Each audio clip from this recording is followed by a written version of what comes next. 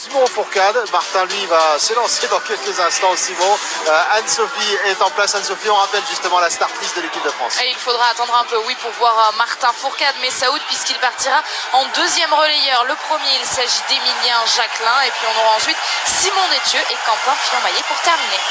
La clé pour vous, Simon, avant le départ de ce relais, c'est quoi? Qu'est-ce que vous allez attendre? Pour moi, l'erreur est humaine. On peut rater des balles, mais par contre, là où il ne faut vraiment pas se louper, ça sera sur les balles de pioche. Il faudra être efficace et voilà, vraiment très très efficace sur ces balles de pioche et ne pas se manquer. Marie? Moi, je souhaite qu'il se fasse plaisir et que par la même occasion, il nous fasse plaisir à nous. Et pour rebondir, Simon, je vais dire une phrase qu'on avait coutume de dire dans le Dauphiné. Dans le Dauphiné, on la met à la balle de pioche. Voilà. La balle de pioche, on espère qu'ils en auront le moins possible à devoir utiliser les Français. Anne-Sophie, Alexis, on est avec vous pour ce grand événement, le relais masculin. Le départ est imminent, toutes les réactions avec Tanguy Kerouas pour accompagner ce direct. Et on sent tout de suite beaucoup de pression, Messaoud. On a vu le visage d'Emilien Jacquelin très fermé. Et vous l'avez dit, 19 ans que le biathlon français attend ça. Et c'est peut-être, je dis bien peut-être, même si personne ne le souhaite, la dernière occasion pour Martin Fourcade d'aller chercher le titre qui manque à son énorme palmarès, l'or en relais. Ils ont dû en parler tous ensemble, ils veulent aller la chercher, je pense, cette médaille d'or. Ils savent qu'ils ont le collectif pour pouvoir réussir à le faire. Simon l'a très bien dit, l'erreur est humaine, c'est possible, pourquoi pas d'en faire quelques-unes. Mais par contre, bien mettre ses balles de pioche tout de suite. Et on l'a vu dans le passé, quand on joue la victoire, c'est qu'en général, tout le monde réussit un beau relais et tout le monde reste devant tout au long de la course. Donc c'est ce qu'on espère pour cette équipe de France masculine. De la pression sur les épaules de l'équipe de France, de la pression aussi sur les épaules des Norvégiens avec Vetle Christiansen à l'image. Et on a vu Siegfried Mazé, l'entraîneur français de tir de l'équipe norvégienne. Regardez ce départ.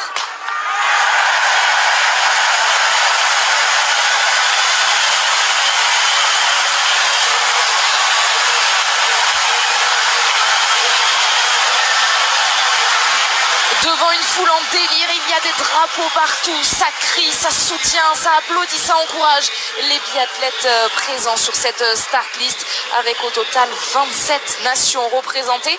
Et un avantage, Alexis, pour cette équipe de France, c'est qu'avec le dossard 2, Emilien Jacquelin est idéalement placé pour ce départ.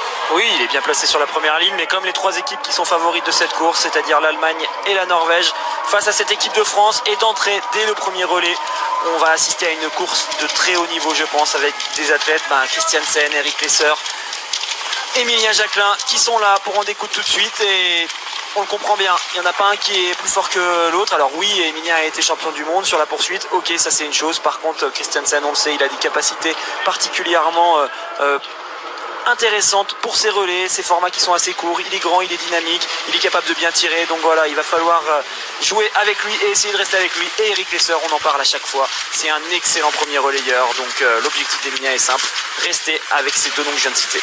Alors justement, je rebondis sur ce que vous dites, Alexis. Eric Lesser en habitué de cette place de deuxième relayeur. Emilien Jacquelin aussi, on en parlait dans l'avant-course, déjà 2 relais que l'équipe de France choisit, cette même composition et ce même ordre. En revanche, Christiansen, on le voit parfois deuxième relayeur. Oui, on le voit parfois deuxième relayeur. Alors là, je reviens tout de suite sur ce qui se passe sur la piste. Il faut qu'Emilien fasse attention parce que oui, il est avec les Allemands et les Norvégiens, mais il va falloir jouer avec les plus petites nations, entre guillemets, les athlètes qui ont envie de se faire plaisir. C'est le cas de Lucas Hofer. Lucas Hofer, si on prend vraiment les 4 athlètes de cette équipe d'Italie, normalement, il n'est pas censé jouer le podium. Par contre, lui, il a envie de s'amuser, il est à domicile, il est chez lui, il a envie de faire plaisir à son public, donc il va essayer de dynamiter la course. Et c'est là où il faut être fort quand on est athlète pour une grosse nation, qu'on joue vraiment la victoire. Il faut bien sûr essayer de limiter les écarts avec ce genre d'athlètes, mais en même temps, il ne faut pas rentrer dans leur jeu. Il n'a pas besoin de s'inquiéter face à Hofer, il faut rester dans sa course, garder la place qui est importante. On a vu qu'il y avait également le Biélorusse qui essayait de se mettre un peu devant pour gêner le Français. Donc c'est là où Emilien doit à un moment poser ses coudes, se dire bon les gars, ok, vous êtes bien gentils, vous avez envie de vous amuser, mais moi je vais jouer la victoire finale, donc voilà, c'est ma place et j'ai pas envie de la laisser. Et conséquence, c'est bien Hofer à ce voilà, premier voilà ce qu'on intermédiaire voit, le Biélorusse qui tombe justement, c'est ce genre de choses qu'on veut éviter.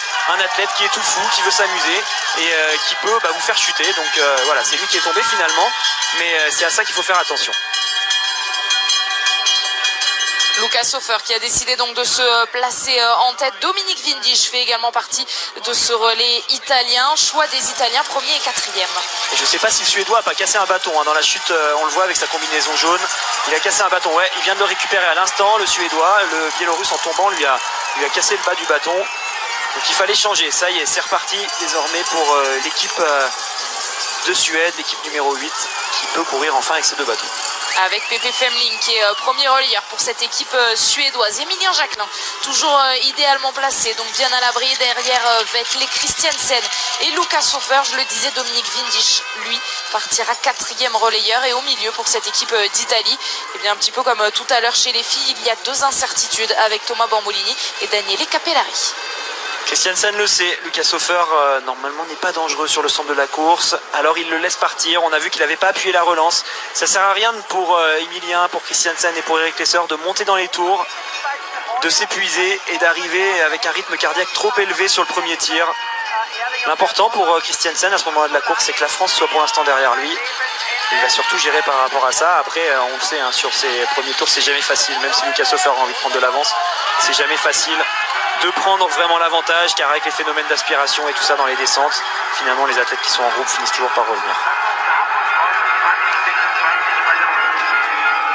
La maîtrise de la part de Vetle Christiansen, celle aussi de la part d'Emilien Jacquelin. Pas d'affolement par rapport à cette course de Lucas Hofer avec ce premier tir qui s'avance pour les biathlètes. On va avoir une petite montée assez sèche, on la connaît maintenant, on la connaît bien, cette arrivée en direction du stade. On remonte une première fois, après il y a une relance assez longue avant d'amorcer vraiment la descente raide qui vous ramène en direction du pas de tir. C'est là que Lucas Hofer va peut-être vouloir faire le show, et c'est à ce moment-là qu'Emilien ne doit pas rentrer dans son jeu et garder de l'énergie pour être vraiment lucide pendant qu'il sera en train de tirer sur son coucher. Artem Prima pour l'équipe d'Ukraine, sans doute bien inspirée par la médaille de bronze tout à l'heure avec les Ukrainiennes qui sont montées sur ce podium derrière les Allemandes, derrière les Norvégiennes. Eh bien, ce sont les mêmes équipes que l'on attend aujourd'hui. Peut-être en outsider de luxe, ce relais champion olympique avec les Suédois qui alignent Sebastian Samuelsson notamment pour terminer. Mais on l'a vu il y a 2 jours, le Suédois a totalement craqué sur le relais mixte simple. C'est vraiment ça, c'est des outsiders de luxe. Alors il ne faut pas rêver quand ils sont allés chercher leur victoire en relais ou quand ils sont allés chercher cette médaille d'or. C'était des conditions particulières, beaucoup de vent. Là normalement on est sur quelque chose de plus stable, mais attention, on se rend compte que ça tire quand même pas très bien.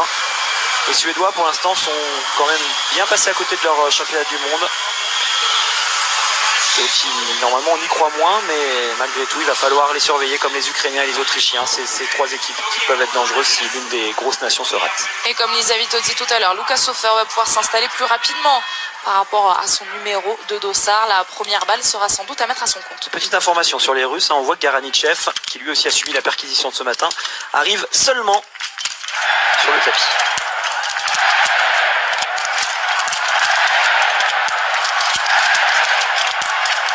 Le tir très rapide d'Eric Lesser va lui permettre de ressortir avec Emilien Jacquelin, avec Vetle Christiansen. Voilà, ça commence, ils le savent de toute façon ces 3 athlètes. Alors Lucas Hofer, on le voit repartir à fond, mais les favoris sont là, direct au rendez-vous. De toute façon c'est comme ça pour aller chercher la victoire. Emilien décide de relancer. Lucas Hofer va essayer de rentrer. Ah c'est bien, Emilien qui dynamite un peu tout. Les Russes, les Suédois qui passent à côté.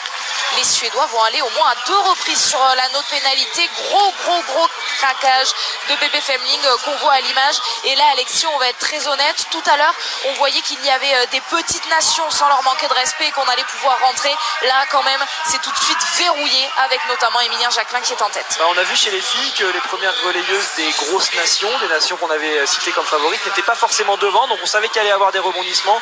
Par contre, là, on le voit, clairement, c'est pas du tout la même configuration.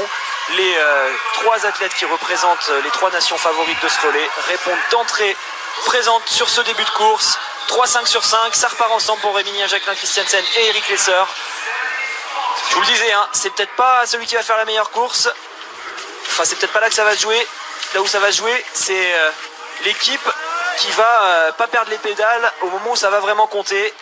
L'erreur va coûter extrêmement cher, je pense, sur cette course. La simulation du tir d'Emilien Jacquelin qui a réussi donc un très beau 5 sur 5. Alexis, et votre analyse avec cette simulation? Alors on a vu qu'il y avait des balles un petit peu tout autour de la cime, mais globalement Emilien était quand même bien à l'intérieur du diamètre couché. Enfin pas de cordon en tout cas sur les cibles qu'on a pu voir avec le zoom. Donc c'est bien. il a passé le plus dur, laissé évacuer le stress du début de course, et on voit que ça skie quand même, parce que Lucas Hofer, lui, il a rien à perdre, il est là uniquement pour faire sa course et s'amuser entre guillemets. Il a du mal à revenir sur ce trio de tête qui pourtant nous donne l'impression de la jouer déjà stratégique alors qu'on est encore loin de la fin de leur course. Ouais, on a tout de suite une bonne impression, Alexis, quand on voit Émilien Jacquelin. Alors bien sûr parfaitement en confiance avec ce premier tir impeccable, mais sur la piste tout de suite joueur dès qu'il est sorti du bas de tir. C'est son style, on va pas le refaire, Émilien, c'est lui qui sait de quoi il est capable, c'est lui qui sent les choses. Et s'il a envie de le faire comme ça, qu'il le fasse. Tant que ça marche pour nous, c'est pas gênant, au contraire ça nous permet d'essayer de commenter tout ça. On va quand même se méfier des équipes outsiders qu'on avait citées tout à l'heure. Les Tchèques, les Ukrainiens, les Autrichiens sont toujours là. C'est vraiment les Suédois qui sont passés à côté. Et les Italiens, mais seulement pour l'instant. On vous le disait, Lucas Hofer qui après le tir debout passera le relais à Thomas Bormolini. Ils avaient fait troisième quand même à Aurfilzen en début de saison. On a quand même une belle... C'est vrai que j'ai pas été tendre avec les Italiens depuis le début en disant que Lucas Hofer est surtout là pour s'amuser. Quand on regarde vraiment la start list, ils ont quand même une belle équipe d'outsiders. Par contre, il faudrait vraiment que l'une des trois grosses nations qu'on voit devant pour l'instant craque complètement à un moment donné pour que l'Italie puisse vraiment en profiter. Après, attention, ça reste des athlètes qui sont peut-être moins rapides à ski, en tout cas pour Bormolini et Capellari. Moins rapides à ski que ceux qui seront en phase 2, Martin Fourcade, Tariebeu et compagnie. Mais par contre ça reste en général des bons tireurs et c'est là qu'ils peuvent peut-être aller chercher leurs résultats, les Italiens. Mais il faudra quand même que Vinvich termine le travail, lui qui parfois peut être sensible à quelques erreurs en fin de course quand ça compte vraiment. Eric Lesser pour cette équipe d'Allemagne, lui passera le relais à Philippe Horn. Alors Eric Lesser la semaine dernière il était en IBU Cup, il en a parlé à votre micro Alexis, il était à Martel où il a signé un podium, mais sur le relais vraiment il n'y a pas de doute, c'est lui le meilleur premier relayeur de cette start list même. Oui, c'est un excellent premier relayeur, il a beaucoup d'expérience. Après on est sur une piste qui est quand même difficile. Bon, lui l'avantage qu'il a c'est qu'il a moins de courses que ses deux adversaires dans les jambes vu qu'il a fait seulement le single mixte. Donc normalement c'est en ski qu'il est moins fort, peut-être qu'il va pouvoir compenser grâce à ça, grâce au fait qu'il ait moins de kilomètres dans les jambes et pouvoir essayer de tenir dans le dernier tour s'ils se retrouvent encore une fois tous les 3 ou tous les 4 ensemble. Mais on arrive déjà à un tir debout, de toute façon on va stresser sur tous les tirs, mais un tir debout qui est extrêmement important. Alors là on n'a pas vu ce qui s'est passé, mais en tout cas Emilien a fait une belle relance, je pense. Christensen a dû se faire surprendre. Et conséquence, le Norvégien est relégué à la 4e place là, de ce quatuor de tête. Eric Lesser toujours bien placé. Lucas Hofer qui a fait l'effort pour rejoindre ce groupe, lui qui était ressorti du pas de tir avec un peu moins de 5 secondes de retard. Et puis on l'a vu derrière avec ce dossard 7, l'Autrichien Félix Leitner. Attention à cette équipe d'Autriche avec Simon Eder, Julian Eberhardt et le récent médaillé mondial Dominique Landertinger. Eux aussi avaient pris le bronze, c'était au dernier mondiaux en 2017. Emilien qui gère son effort, qui essaye de mettre la pression. On voit que pour Christensen ça va pas être facile, là il y a un petit écart à combler. Emilien a réussi à lui prendre 1 ou 2 secondes. Seul Eric Lesser est pour l'instant derrière lui. Alors il se retrouve face à des bons tireurs debout. Emilien, lui il l'est aussi, il est capable d'engager ses tirs, mais on a Eric Lesser qui normalement gère bien ses émotions sur les relais. Et puis à Christiansen qui est quand même redoutable en tir debout. Après on essaye toujours de vous donner les tendances des biathlètes en fonction de leur spécificité. Par contre on le sait, ça reste du biathlon et tout peut être mis en question à n'importe quel moment dans la course. C'est jamais gagné d'avance, même si on pourrait en soi avoir confiance en certaines personnes. Ils sont donc 4 en tête. Émilien Jacquelin, Eric Lesser, Lucas Hofer et Vetle Christiansen. Le plus rapide, le plus efficace pourrait, qui sait, en cas d'erreur de ses adversaires, pourrait ressortir seul en tête. Mais c'est difficile d'imaginer que les 3 autres vont aller à la faute sur ce tir, tant au vu de leur talent.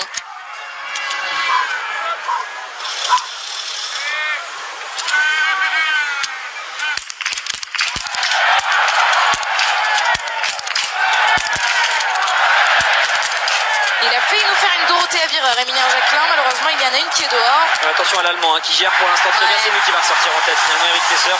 Tout en gestion, mais Emilien est là et je pense qu'il peut faire la différence dans le dernier tour. Accompagné tout de suite d'Emilien Jacquelin, puisque Lucas Sofer et Vetle Christiansen sont encore sur ce pas de tir. Il leur reste une cible chacun. Lucas Sofer repart à la faute. Il repart à la faute aussi, le Norvégien. Et Eric Lesser qui a fait du bruit, hein. Il a fait des gestes en direction de la tribune pour que ça mette l'ambiance, pour mettre la pression à Christiansen qui est toujours sur Oh, pas de la raison de pénalité. pénalité. C'est peut-être là qu'il fallait pas se rater pour la Norvège. Alors on le sait, après le premier relais, c'est jamais gagné d'avance, mais là, la Norvège a mis un genou à terre. 150 mètres supplémentaires donc à parcourir pour cette équipe de Norvège avec l'erreur de Vetle Christiansen. Vous nous aviez prévenu, Alexis, ça dépendra aussi et peut-être surtout des erreurs des adversaires. Ouais, pour moi, la course, elle se joue surtout là. C'est en fonction des erreurs des autres, pas forcément par rapport à la course qu'on est en train de réaliser. Et là, Christiansen, eh ben, il s'est bien loupé sur ce tir. Alors, il va ressortir avec 39 secondes de retard. Il est capable de skier assez fort, de limiter l'écart. C'est loin d'être terminé hein, pour la victoire pour les Norvégiens. Ils sont allés sur la note pénalité en premier. Mais on n'est pas à l'abri que les autres puissent y aller aussi. Donc, on ne va pas s'enflammer. En tout cas, pour l'instant, 1-0 pour l'équipe de France et l'équipe d'Allemagne face à la Norvège. Et bon, il nous reste encore 3-7 pour avoir vraiment la fin de ce match. Alors qu'on revoit le tir d'Eric Lesser, Alexis, on en parlait, la spécialité de ce poste de premier relayeur. Quand même, un mot sur ce tir d'Emilien Jacquelin, ultra engagé, même s'il y en avait une dehors. Ultra engagé, oui, il a voulu tirer la première balle en premier, il a réussi. C'était un tir correct qui lui permet justement d'aller chercher une pioche sans trop perdre de temps. Par contre, Eric Lesser, bah voilà, avec son expérience, il tient bien. Pour l'instant, il fait vraiment des super courses. Eric Lesser, lui qu'on pensait ne plus revoir dans cette équipe d'Allemagne, qui était retourné en IBU Cup, qui ne faisait plus partie de cette équipe. Finalement, bah, le staff a choisi de le remettre au bon moment. Et c'est lui pour l'instant qui lance bien son équipe. On va voir si Emilia est capable de faire la différence. Normalement, Emilia est censé être un petit peu plus fort qu'Eric en ce moment à ski. Par contre, je le rappelle, Emilia a fait toutes les courses quasiment depuis le début de ces mondiaux, alors qu'Eric Lesser n'a fait que le single mixte qui était assez court. Donc, même s'il est moins fort, avec sa fraîcheur, il pourrait peut-être tenir face à Emilia. L'intermédiaire à gauche de votre écran, le 6.1, et si vous nous rejoignez seulement maintenant, eh bien sachez que cette image, c'est la tête de la course. Eric Lesser 1, Emilien Jacquelin 2, Emilien Jacquelin impérial derrière la carabine, une seule balle de pioche. Et l'Allemagne et la France sont désormais en tête. Alors on va surveiller le dernier tour de Vetle Christiansen, ressorti 12e dans un gros groupe à 40 secondes. Et l'intermédiaire justement va tout de suite pouvoir nous donner des indications. Alors que derrière pour l'instant c'est Artem Prima et Lucas Sofer qui peuvent continuer à croire à ce podium. Il doit avoir le couteau entre les dents je pense Christiansen. Donc ça m'étonnerait qu'il s'intéresse au groupe qui est autour de lui. Lui l'objectif c'est clairement d'aller chercher le titre pour cette équipe de Norvège, de battre l'équipe de France, de battre l'équipe d'Allemagne. Et donc il va essayer de skier fort. Il devrait arriver maintenant. Voilà, il est là. Il est toujours à 40 secondes. Il reprend rien. Christiansen. Il n'est pas forcément au mieux en ce moment à ski. Et puis devant, surtout, ça skie très vite. Deux excellents finishers. Allez, finalement, ça n'a pas l'air possible pour Emilien de reprendre du temps sur l'Allemand. Donc on va déjà essayer tout simplement de rester dans les skis d'Eric Lesser. Ce sera très bien. Attention, Emilien Jacquelin à ne pas trébucher. On l'a vu au bout de cette montée. Derrière aussi, ça skie fort. L'Ukrainien et l'Italien qui sont en train de faire l'effort. Il y a Emilien qui a eu du mal à planter son bâton. Il l'a planté légèrement sur le bord de la piste, là où il y a plus de poudreuse. Du coup, il s'est enfoncé. C'est pour ça que ça l'a déstabilisé. Je pense pas qu'il y ait de problème. Et ouais, Christiansen, bah, finalement, contrairement à ce que je disais, ça lui fait du bien d'être dans un groupe. Car s'il avait été tout seul, je pense qu'il aurait perdu du temps. En tout cas, on voit les deux hommes de tête. Emilien est toujours bien là dans les skis de l'Allemand. Et Eric Lesser, bah, je ne cesserai de le dire, mais pour moi, c'est le meilleur des premiers relayeurs de toute cette génération. Pas de doute, Alexis, sur la position d'Eric Lesser aujourd'hui. En revanche, quand on regarde cette composition de l'équipe d'Allemagne, Philippe Horn très rapide. On va sans doute avoir l'occasion de le voir en deuxième relayeur. On peut peut-être s'émouvoir de l'absence de Johannes Kuhn. Après, Johannes Kuhn n'a pas montré des choses suffisamment solides pour avoir la confiance de ses entraîneurs.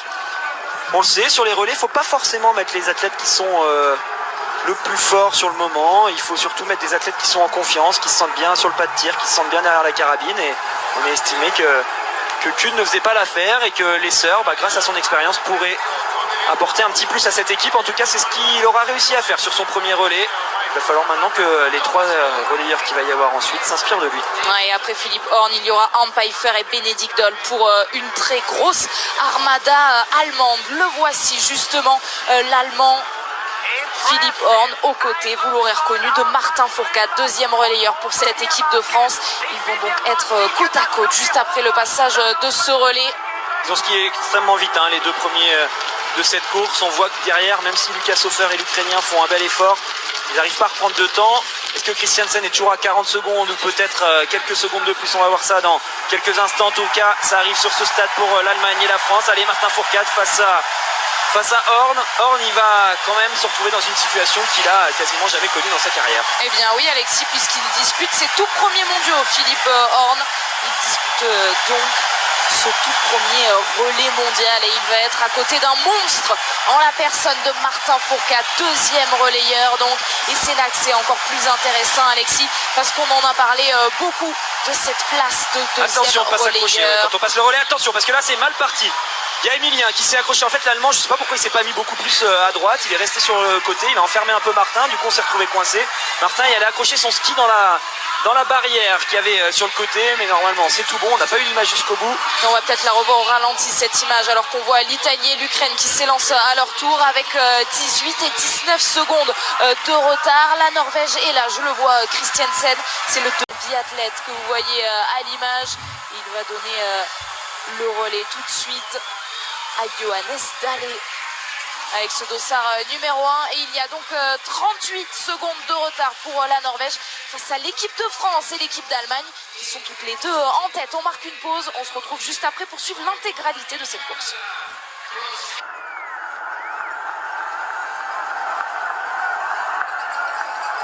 De retour à Antolz où on a vécu nos premiers frissons dans cette course. La satisfaction d'abord après le 9 sur 10 d'Emilien Jacquelin, premier relayeur français qui a donné le relais en tête à Martin Fourcade, Alexis, que l'on voit à l'image. Mais une petite frayeur, un petit accrochage au moment du passage de relais. Finalement tout va bien, Martin Fourcade est bien en tête. Ouais, c'était bref, il y a eu un petit accrochage entre tous les athlètes qui se sont passés le relais. Il y avait beaucoup de proximité alors qu'ils auraient pu utiliser toute la largeur de la piste. Finalement, plus de peur que de mal. Martin est bien là en tête avec l'Allemand. On va regarder ce qui se passe derrière. Est-ce que la Norvège, qui était au passage de relais à 38 secondes, a repris quelques secondes justement dans ce tour?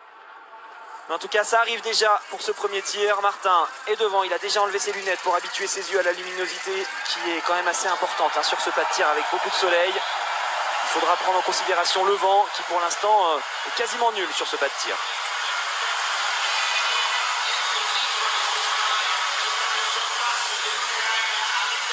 On vous en a parlé dans l'avant-course. Martin Fourcade jouit de statistiques de tir absolument impressionnantes depuis le début de l'année, mais aussi depuis le début de la saison tout simplement. Il est le biathlète qui tire le mieux. À lui de nous le prouver une nouvelle fois.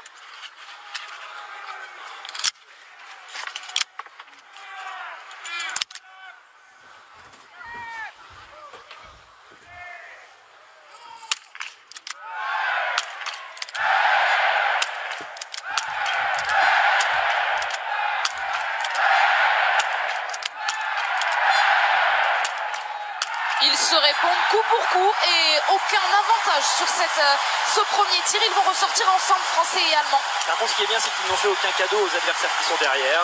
C'est donc le cas des Norvégiens. Si les Norvégiens ne commettent qu'une seule erreur, eh ben, ils perdront du temps par rapport aux 2 premières équipes. Johannes Dalle va donc devoir s'appliquer au moment où le vent est en train de se relever. Il n'y avait pas de vent quand Martin et Horn ont tiré. Désormais, ça souffle tout doucement vers la droite.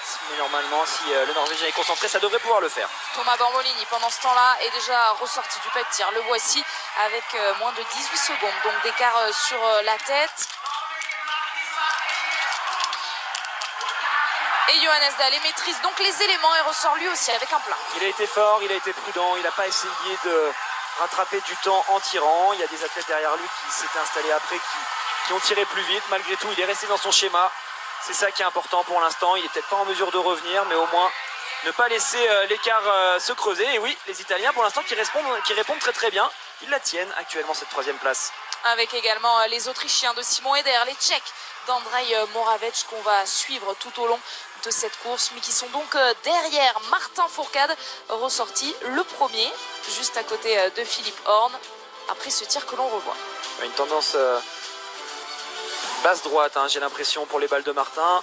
Celle-là était par contre complètement à gauche. Celle-ci encore une fois basse droite. Et c'est la même chose pour la dernière. Ça aurait mérité 2 à gauche, 3 en haut pour être bien au centre pour Martin. Mais le principal c'est que ça bascule. Et qu'il y ait ce 5 sur 5 qui lui permet de rester en tête avec l'Allemand.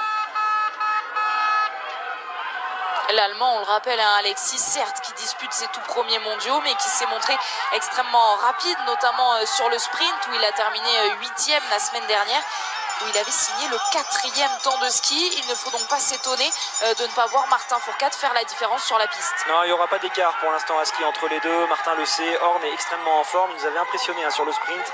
J'ai eu l'occasion justement d'en parler avec Martin quand on allait se balader sur le lac lundi pendant sa journée de repos. Et oui, on avait vraiment remarqué que Horn skiait vite. Donc c'est pas là que Martin va pouvoir faire la différence. Par contre, sur le pas de tir, pourquoi pas en profiter. Horn peut peut-être passer par une ou deux pioches, alors que Martin, on le sait, est capable de faire des beaux 5 sur 5 sur ses tirs debout. Mais l'important, c'est vraiment d'aller faire une course pleine. C'est pour ça qu'on a mis Martin dans cette position. Si l'Allemand reste avec lui, eh ben, tant mieux pour l'Allemagne. Mais c'est pas maintenant qu'il va falloir la jouer stratégique. Là, on essaye de faire sa course pour accroître les écarts avec ceux qui sont derrière. Et les voici, ceux qui sont derrière. En premier lieu, Thomas Bormolini, l'Italien, donc à domicile. Après Luca Sofer en premier relayeur. Dominique Vindisch en 4e relayeur. Ils ont perdu 3 secondes depuis la sortie du stade, les Italiens. On va voir ce que ça donne pour les équipes qui arrivent derrière. Il y avait 29 secondes de retard. Il y en a désormais 32 pour les Ukrainiens. C'est le tarif pour l'instant. 3 secondes de perdu. Par contre, lui, je pense qu'il a repris du temps. Johannes Dahlé, il était ressorti. Le Norvégien à 41 secondes. Eh ben non, c'est toujours la même chose. Dans quasiment la même seconde en compagnie de Simon Eder.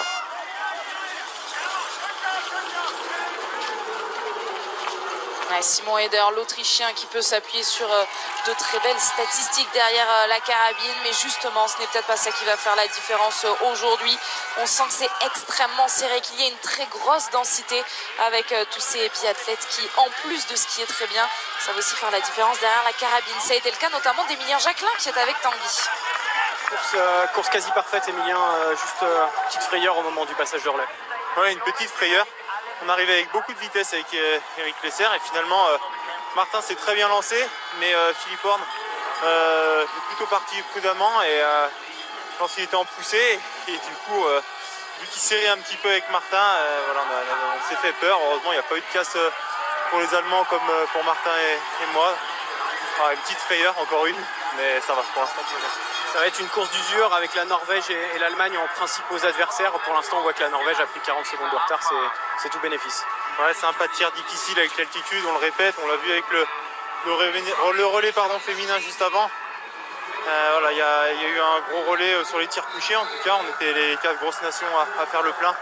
Voilà, Vettel craque sur le debout. Fallait prendre cette opportunité, en tout cas je ne l'ai pas entendu rater, c'est seulement lorsque je suis reparti on m'a dit qu'il avait tourné, donc voilà, on a l'avantage. Après Philippe Horn est très en forme en ce moment sur les skis.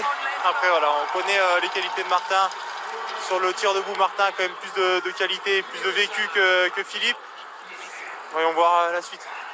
Merci Emile. Eh bien, elle arrive tout de suite, la suite, avec cette arrivée bientôt sur le tir debout. Faut pas être cardiaque hein, pour suivre les courses d'Emilien Jacquelin.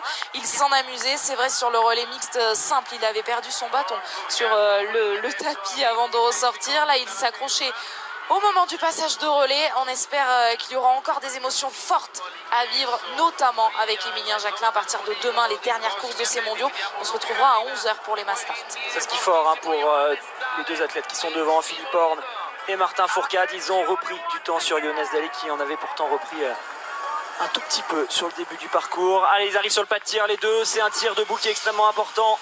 Martin doit rester dans ce qu'il sait faire sur les courses individuelles, ne pas s'occuper de l'Allemand.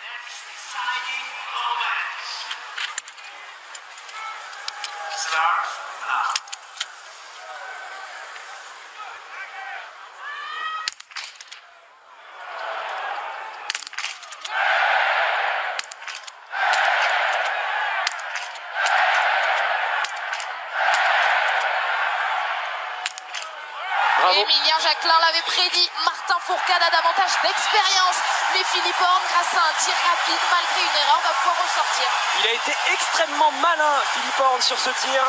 Il a voulu mettre la pression à Martin. On sait que Martin est capable de tirer sa première balle extrêmement vite. Et j'ai remarqué dans son installation que Philippe Horn n'était pas là pour regarder Martin, mais bien pour lui mettre la pression. Il a essayé de s'installer extrêmement vite pour tirer avant lui. Finalement, il loupe cette balle. Martin se dit c'est bon, j'ai le temps, je vais assurer mon 5 sur 5. Tout en sachant très bien que Philippe Horn, s'il mettait sa balle de pioche, il resterait au contact malgré tout. C'est ce qui se passe. Allez, ils vont peut-être s'entendre tous les deux pour essayer de creuser les écarts pour l'instant sur ceux qui sont justement sur le pas de tir et en profiter pour dans un premier temps essayer de plus ou moins assurer le podium. On jouera la victoire ensuite. Quelle course de l'Italie qui continue, elle, à rêver de ce podium. Il y a une erreur pour l'Autriche, une pour la Norvège, 3 pour l'équipe d'Ukraine.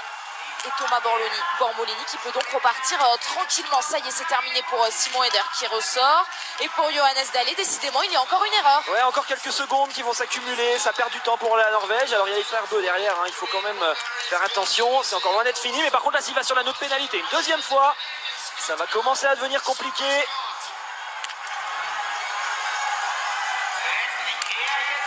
Non, cette fois c'est bon, elle est bien dedans, cette dernière balle sur la 5e cible à blanchir pour Johannes Dahlé qui va donc ressortir. Mais oui, vous voyez le chrono qui est en train de s'affoler à plus d'1 minute 15 donc de Martin Fourcade. C'est désormais l'équipe de France et l'équipe d'Allemagne qui ont les cartes entre leurs mains. Les Norvégiens, s'ils veulent revenir dans cette course, eh ben, n'auront plus forcément le choix de leur destin. Ils devront attendre les erreurs de leurs adversaires qui sont pour l'instant bien devant. On revoit le zoom sur les impacts des balles de Martin. Pour l'instant, c'est très très bien sur ces deux premières balles. Là encore, une balle qui est bien dans la cible. Celle-là était limite en bas à droite. Et celle-là est cordon du coucher. Un tir encore d'une très très grande qualité pour Martin. C'était pas un tir engagé, c'était un tir assuré. C'est tout ce qu'on lui demandait. Et là, on va skier dans ce dernier tour. Allez, le but pour eux, hein, c'est pas de jouer forcément la victoire maintenant. C'est d'essayer de prendre l'avantage sur ceux qui sont derrière. Ça se jouera peut-être en fin de course, hein, on ne sait pas, entre Bénédicte Doll et Quentin Fillon-Maillet. Et les statistiques de Martin Fourcade derrière la carabine qui vont encore gonfler. Lui qui est réellement maître en la matière depuis le début de la saison. Derrière, l'Italie peut toujours croire à cette médaille. C'est ensuite Daniele Capellari qui va jouer son tout premier relais sur des championnats du monde, qui s'élancera pour cette équipe d'Italie. Mais je vous le disais tout à l'heure, hein, Östersund, cette même équipe dans le même ordre, avait signé un podium justement derrière la Norvège et derrière la France. Je pense que pour l'instant, Philippe Horn, il voit que du bleu. Là, il a les mollets de Martin devant lui et il doit se dire, je tiens ça juste devant moi le plus longtemps possible. Effectivement, les Italiens qui peuvent commencer à y croire, hein, ce podium, avec les Norvégiens qui accumulent erreur sur erreur, bah, ça leur donne un peu d'air. On pensait que Dahlé serait capable de revenir au contact justement de cette équipe d'Italie. Ça n'a pas été le cas. Il a dû passer par ses 3 pioches, reperdre du temps. Allez, il va peut-être y avoir une explication entre Philippe Horn et Martin Fourcade. Peut-être que l'Allemand va essayer de lui mettre une accélération dans la montée. Et pour l'instant, c'est le temps de passage de l'Italien qu'on retrouve. Il était à 37 secondes. Ouais, voilà, il est là. C'est bien ce qui me semblait. Il s'était décalé, l'Allemand, pour essayer d'accélérer. Mais Martin est malin. Il ne va pas perdre de temps. Pour l'instant, ça se voit qu'il est facile pour rester au contact de l'Allemand. Ouais, le Français résiste. Philippe Horn qui dispute ses tout premiers mondiaux n'aura pas Martin Fourcade comme ça. Et ils sont toujours au coude à coude, donc Français et Allemands. Derrière, Simon Eder pour l'Autriche, Matvei Eliseev, attention, on ne va pas enterrer les Russes, et Johannes Dahlé, donc qui vient de passer à l'intermédiaire à 1,05. Il est impressionnant là sur ce début de dernier tour. Johannes Dahlé était ressorti pourtant à 1,17, il est déjà à 1,05, ça veut dire qu'il a repris quand même pas mal de temps. Alors au début, j'ai l'impression que ça n'a pas beaucoup skié pour Philippe Horn et Martin Fourcade, mais là clairement on est à fond et c'est là qu'on regardera, c'est sur le dernier intermédiaire qu'on regardera vraiment ce que ça donne pour Johannes Dahlé, parce qu'ils ont mis la démultipliée devant tous les deux. Philippe Horn emmène Martin et tant mieux, ça va éviter que justement ceux qui sont derrière comme la Norvège puissent reprendre du temps.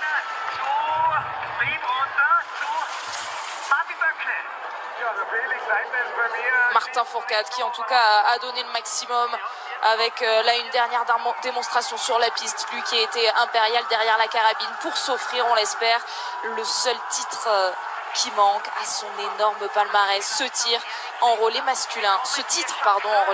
On le voyait bien sur le plan précédent, l'écart qu'il y avait entre les hommes de tête et celui qui était actuellement troisième, l'Italien qui était tout en haut du champ au moment où les deux autres abordaient justement le dernier virage vers la droite de ce champ.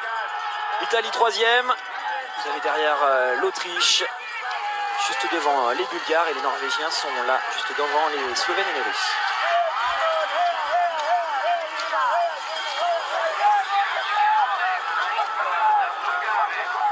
Et regardez en bas de votre écran ce duo qui est en train d'arriver dans le stade. Philippe Horn et Martin Fourcade. C'est donc Arne Pfeiffer et Simon Détieux qui vont s'élancer respectivement pour l'Allemagne et la France. Toute la tribune vient de se lever pour accueillir ces deux hommes dans le stade. Ça va faire beaucoup de bruit au passage de relais. Espérons qu'il soit beaucoup plus clair et net que lors du précédent entre Émilien Jacquelin et Martin Fourcade. On est donc désormais à la moitié de cette course.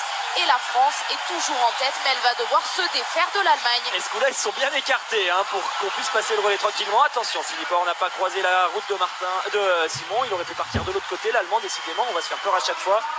Mais oui, statu quo là en tout cas sur le relais précédent entre l'Allemagne et la France. Par contre, ils ont réussi à prendre de l'avance sur tout le monde. Ça, c'est tout bon, au moins pour jouer le podium. On a deux athlètes qui se connaissent très très bien en ce moment sur la piste. Ils sont chez le même équipementier. Ça crée forcément des liens. On va voir comment ils se débrouillent l'un face à l'autre entre Simon Détieux et Arne Pfeiffer. Attention à l'accrochage encore entre l'Autriche et le Norvégien qui fait vraiment un énorme dernier tour. Il a été incroyable, Johannes Dalle, sur ce dernier tour. On va voir à combien il vient terminer. L'Italien se fait marcher dessus. C'est donc la Norvège qui va passer le relais en troisième position finalement. Et Johannes Dalle va passer le relais à Tarjei Bø, l'aîné des frères Bø. Ce sera ensuite Johannes pour terminer le travail côté norvégien. Ils vont donc s'élancer avec 1 minute de retard sur l'équipe de France. Et ils sont nombreux. Allez, on surveille la Norvège tout de suite. L'Autriche, la Slovénie, la Bulgarie, la Russie et l'Italie, oui. Avec Daniele Capellari qui part juste maintenant. Ouais, il ne va pas falloir hésiter devant. Il ne va pas falloir faire trop d'erreurs. Certes, la France et l'Allemagne vont essayer de jouer la victoire. Mais en même temps, il faut toujours assurer ce podium. On voit qu'il y a un beau matelas d'avance. Il y a 1 minute d'avance sur le groupe qui vient de s'élancer. Mais on le sait, sur ce pas de tir, cette avance peut fondre extrêmement vite. Simon Détieux, 3e relayeur pour l'équipe de France. Alexis, au vu de ses débuts de mondiaux, une grosse moitié même, puisqu'il restera plus qu'une journée demain, les Masters, je vous le rappelle, à partir de 11 h. Est-ce que c'est la seule incertitude, Simon, de savoir dans quelle forme il est sur ce relais? Oui, je pense qu'à ski, ça devrait aller. Il devrait pouvoir tenir Arne Pfeiffer. Normalement, ils sont à peu près pareil en ce moment en ski là, sur ces mondiaux, tous les deux, donc ils devraient rester ensemble. Par contre, c'est sur le pas de tir qu'on attend de voir ce qui va se passer pour Simon. On sait qu'il est pas au mieux à chaque fois qu'il vient s'installer. On espère qu'il va tout de suite mettre sa première balle couchée pour trouver du relâchement, assurer d'entrer un bon tir qui lui permettrait de mieux jouer face à l'Allemand. C'est sûr que si ça commence mal et que tout de suite il y a des balles dehors, comme ce qu'il a pu vivre sur certaines courses, ça met des doutes et après on est moins bien pour vraiment se battre. Et vous le voyez, c'est parti fort derrière avec Tarjei Bø qui va essayer de faire le maximum pour relancer la Norvège et croire à nouveau au titre. Il est en train d'emporter dans son porte-bagages Tarjei Bø, l'Autriche donc, la Slovénie avec ce dossard 5, c'est Clement Bauer qui représente les couleurs de la Slovénie. Et puis cette équipe russe avec Nikita Porchnev. Là, on a quand même 3 équipes, les Autrichiens, les Norvégiens et les Russes, qui sont quand même assez solides sur le papier. Garanitchev n'est pas très bien parti pour la Russie, mais par contre derrière ça a quand même bien joué. Ça y est, Simon qui prend un relais face à Pfeiffer. On va regarder ce que ça va donner quand ils passeront à l'intermédiaire en bas du champ. Et ça se pourrait bien que Tarjei Bø ait repris quand même quelques secondes sur ce duo de tête. Alors là, ils avaient 1,04 de retard, les Norvégiens. Là, ça va être toujours pareil finalement là dans la forêt. Allez, 1,01, ils ont repris 3 secondes. Nikita Porchnev, donc je vous le disais pour cette équipe russe, Daniele Capellari pour l'équipe italienne, Alexander Loginov sera bien là sur cette course, alors qu'il y a eu une descente de police à l'hôtel des Russes ce matin, on vous l'expliquait en avant-course. Alexander Loginov était visé, mais il sera bien là, donc sur ce relais des championnats du monde, en 4e relayeur.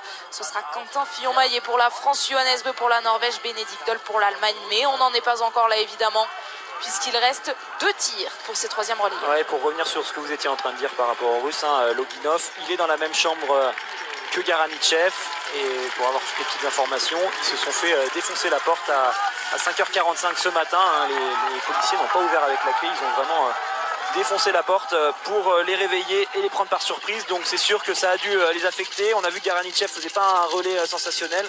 On verra ce que ça donne pour Loginov tout à l'heure en fin de course.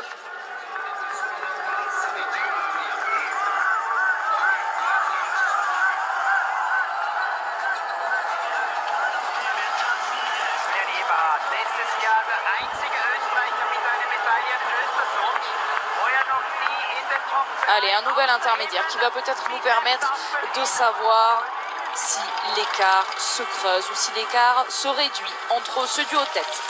L'Allemagne d'Arne Pfeiffer, la France de Simon Détieux et la Norvège qui a forcément toujours envie de croire à ce podium puisque la Norvège est pour l'instant 3e aux intermédiaires mais à 1 minute 04. Ils sont bien organisés en tout cas tous les deux là dans ce premier tour, ils le savent, hein. Le but c'est toujours d'accroître les écarts par rapport à ceux qui sont derrière et ensuite sur le pas de tir on joue vraiment pour essayer de faire la différence ou alors on attend le dernier tour pour pourquoi pas accélérer sur les skis. Mais là ils ont chacun fait leur part du travail, chacun a pris le relais. Allez, on arrive sur ce premier coucher, les couchers qu'on sait toujours aussi piégeux, il va falloir qu'ils soient attentifs tous les deux.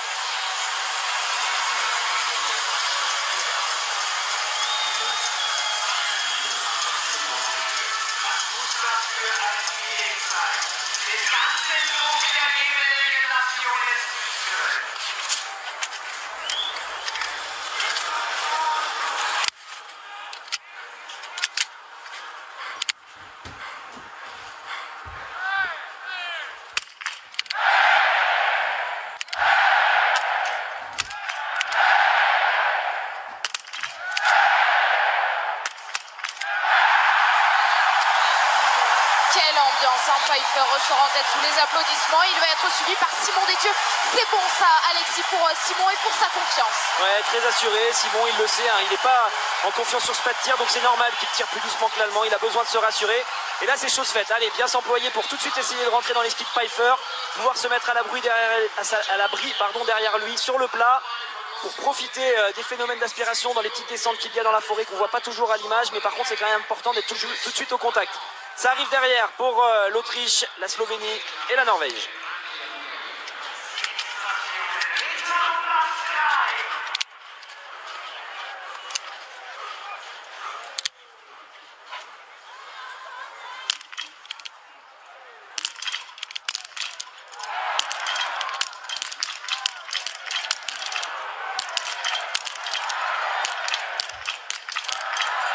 Et bien surprise, c'est le Bulgare qui va ressortir le premier. Une erreur pour Tarjei, une erreur pour Clement Bauer, 2 pour Julian Eberhardt. Tarjei qui est toujours en train de tirer. Décidément, les Norvégiens n'arrivent pas à revenir comme ils le souhaitent. On le dit souvent hein, quand on est à l'arrière de la course, qu'on a envie de revenir. On met la charrue avant les bœufs, on fait certaines choses un petit peu trop vite. Ça vous fait à nouveau partir à la faute, une nouvelle erreur. Et derrière, on repère du temps. Ils sont désormais à 1,06 les Norvégiens. Allez, Porchneff réussit lui aussi à blanchir ses 5 cibles malgré des balles de pioche. À 1,06 la Norvège de Tarjei, 5e. Julian Eberhardt pour l'Autriche, 6e. Et la Russie qui va ressortir seulement maintenant. Ça souligne d'autant plus, Alexis, le bon tir de Simon Détieux et de Arne Pfeiffer quand on voit qu'il y a à nouveau eu beaucoup de fautes. Et ça souligne surtout le fait qu'on est sur une course de très très haut niveau. Là aussi une tendance droite hein, pour l'instant pour l'Allemand. Celle-ci aussi est en haut à droite. Celle-là est à droite. Et celle-là est pareil, tendance droite. Ça aurait mérité 2 ou 3 à gauche pour être bien au centre. Mais c'est quand même largement dans la cible. Pas de cordon pour l'Allemand qui a bien engagé son tir, qui s'est fait plaisir. Alors pour lui, c'est plus sur les tirs debout qu'il y a des problèmes en ce moment. On l'avait vu sur l'individuel. Hein. Il avait eu pas mal d'erreurs en debout, Arne Pfeiffer. Donc pour l'instant sur le coucher, il s'est lâché. Par contre forcément quand il va arriver sur la cible, il va y penser. Tarjei, lui, il s'était employé dans le premier tour pour essayer de reprendre du temps sur l'Allemagne et sur la France. Finalement, il a reperdu 10-15 secondes avec ses pioches sur le pas de tir. Donc là, ça doit être un petit peu dur à encaisser pour Tarjei de devoir se remettre, un peu fastidieux de se dire bon, j'ai déjà mis quand même beaucoup de force dans la bataille, je vais pas être capable de leur reprendre 10 secondes sur chaque tour. Donc là, il va falloir que je temporise. Et peut-être qu'à un moment, les Norvégiens vont commencer à se décourager en se disant que les Allemands et les Français sont trop loin, qu'une médaille de bronze, ça pourrait peut-être suffire. Mais bon, on n'en est encore pas là. On le sait, ils sont redoutables, il faudra se méfier d'eux jusqu'à la fin de cette course. Et celui qui a créé la surprise sur le pas de tir, même s'il est en train d'être rejoint sur la piste, c'est Anton Sinapov, le Bulgare, Alexis. Ce sera ensuite Vladimir Iliev, 4e relayeur pour l'équipe de Bulgarie. Est-ce que cette équipe peut prétendre à une médaille? Ah bah si Iliev part 3e, ouais, ça peut prétendre à une médaille, car on le connaît bien, Iliev, il est redoutable. Et c'est pas n'importe qui, donc il serait capable. Mais bon, pour Sinapov, il reste quand même un 2e tir, un tir debout. C'est souvent là qu'on voit les athlètes les plus faibles faiblir. Il y a beaucoup d'émotions à gérer sur ces tirs qui sont quand même à chaque fois assez compliqués, les tirs debout, les tirs en mouvement. Pour l'instant, ça se passe bien sur la piste pour les 2 premiers. Arne Pfeiffer, qui était ressorti en tête, gère son effort. Et Simon est bien derrière lui. Il y avait 1 minute 06 de retard pour la Norvège à la sortie du pas de tir, 1,04. C'est à peu près la même vitesse à ski pour ce groupe. Ce groupe de 3, Slovénie, Norvège et Bulgarie. Et derrière, l'Autriche de Julian Eberhardt. C'est ensuite Dominique Landertinger, récent médaillé, qui partira pour l'équipe autrichienne. Et derrière, ce sera donc, Alexander Loginov, le 4e relayeur. Après Porchnev, en difficulté, l'Italie, qui était un temps sur le podium de cette course. Comme les filles tout à l'heure en début de course, Daniele Capellari.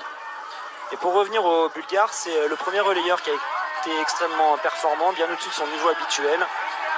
Il a réussi à bien placer son équipe. Derrière, on avait Anef, on le connaît bien, Anef, donc là, c'est pas une surprise. Sinapov, pour l'instant, est lui aussi en train d'élever son niveau. Et ça reste une équipe intéressante, hein, là, au vu de leur placement à l'heure actuelle dans la course. Alors, ils vont devoir, bien sûr, pour Sinapov, vous voyez, hein, le rythme de Tariebeu va être quand même compliqué à suivre. Donc, c'est pour ça qu'on ne le voit plus à l'image, le Bulgare. Seul le Slovène, pour l'instant, peut le tenir, mais c'est normal. Hein. Le Slovène, c'est un excellent skieur qui est actuellement face à Tariebeu avec Clement Bauer, dont on vous parle régulièrement. Et puis, on le voit, hein, les Slovènes, en ce moment, ils sont bien sur les relais. Ils ont quand même le dossard numéro 5. Et ceux qui ont le dossard numéro 1, c'est les Norvégiens. Le 3, l'Allemagne avec Arne Pfeiffer. Attention, attention Simon Détieux, là, il y a un petit écart qui a été créé. Ça veut dire qu'Arne Pfeiffer a peut-être décidé de légèrement accélérer. Et Simon, on le voit, n'est pas dans les skis de l'Allemand. Donc ça veut dire qu'il est soit en train de gérer, soit en train de subir le rythme de l'Allemand. Allez, espérons que ce soit la première solution, Alexis, puisqu'il y a un 2e et dernier tir pour ces 3e relayeurs. C'est un tir debout que Simon Détieux doit passer sans encombre pour espérer au mieux ressortir avec l'Allemand et qui sait bien ressortir en tête. Oui, vous parliez des difficultés d'Arne Pfeiffer sur l'individuel. Je vous donne le détail. 2 erreurs sur le premier debout, 4 sur le 2e debout pour l'Allemand, qui arrive donc face à ses cibles. Mais bon, c'est ça qui est bien en biathlon. Un jour ça va pas, le lendemain il y a tout qui peut aller bien. Donc l'Allemand, on va surtout pas l'annoncer comme faible sur ses tirs debout. C'est un athlète avec énormément d'expérience et il est capable d'aller chercher le 5 sur 5 malgré ses doutes actuels.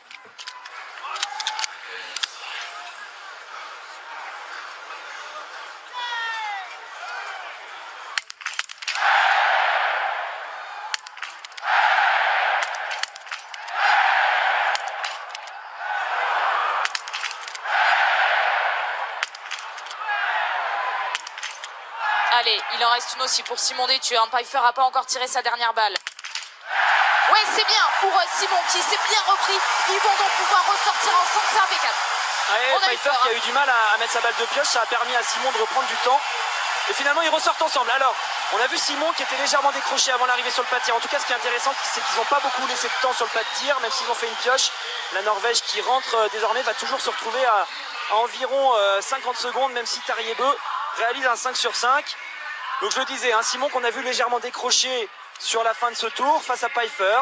On espère que c'était juste parce qu'il décidait de gérer avant le tir et qu'on va le voir rester dans les skis de l'Allemand pour avoir pourquoi pas un passage de relais entre Bénédicte Doll et Quentin Fillon-Maillet au même moment. Allez, il y aura une erreur finalement pour la Norvège qui va encore se mettre de la difficulté, même déjà 2 fautes pour Tariebeu, c'est surprenant. Ouais, le tir rapide de Clement Bauer, à qui il reste une cible à faire basculer. Peut-être qu'il va ressortir pour le podium. Eh bien non. Ouais, ça va permettre à Tarier de se relancer. Là, on voit que tout le monde est en train de craquer, ils le savent.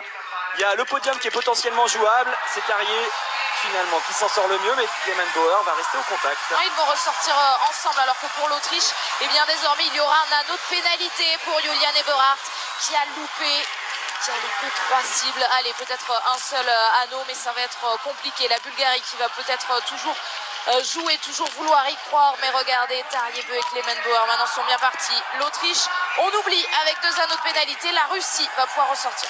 Mais je pense que le podium est parti devant, sauf grosse surprise et grosse contre-performance inattendue de la part d'un Norvégien, d'un Français ou d'un Allemand.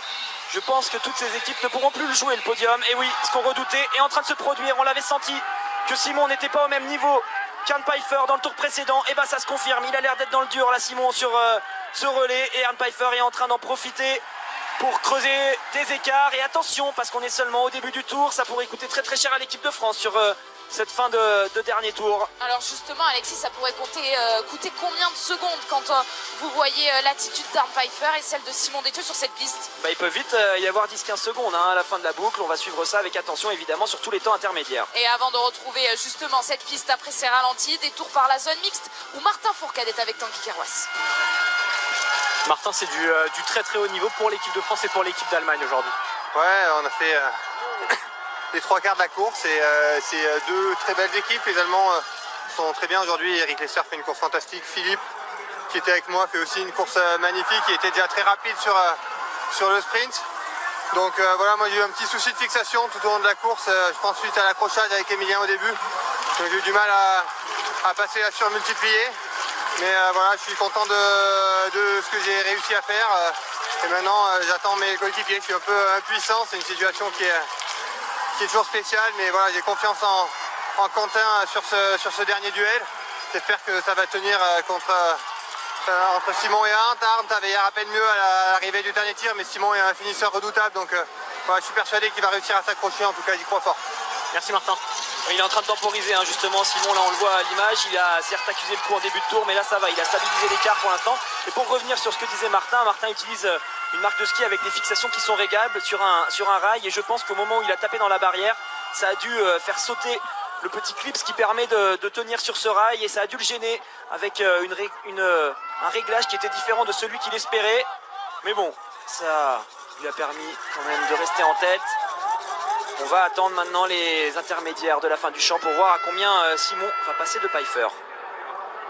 Alors que pour le podium, Alexis, Clement Bauer et Tariebeu étaient ressortis ensemble du pas de tir. Et sans surprise, c'est le Norvégien qui est en train de lâcher le Slovène. Ouais, il est rapide à ski, Tariebeu. Il est capable de reprendre du temps sur les hommes de tête sur chacun de ses tours pour l'instant. Mais bon, il est obligé de s'employer à chaque fois. Donc forcément, dans le dernier tour, à un moment, ça va se stabiliser. Il va peut-être rester aux alentours de la minute comme il est actuellement à 1,04.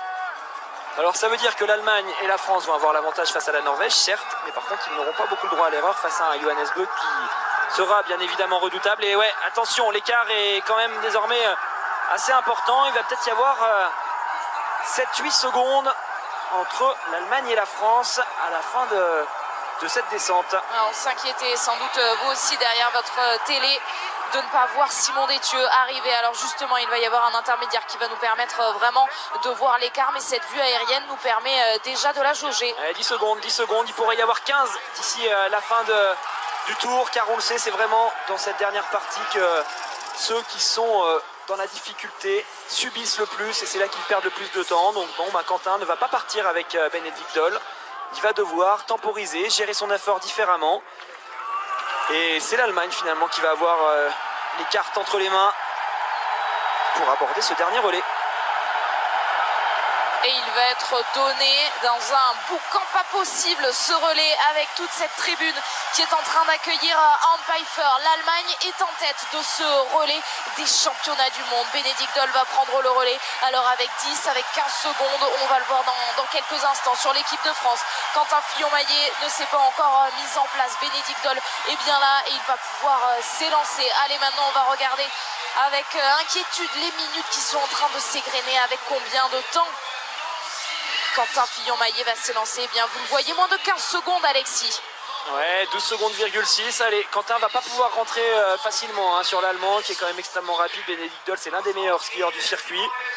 Par contre, on le sait, sur le pas de tir, Benedikt Doll, parfois, il peut avoir des craquages, surtout sur les relais. C'est peut-être là qu'il va falloir que Quentin soit patient, accepter que le premier tour reste comme ça, avec cet écart de 12 secondes. Et pourquoi pas en reprendre déjà 5 sur le premier tir et reprendre les 10 dernières sur le deuxième tir. Allez, ça ce serait l'idéal.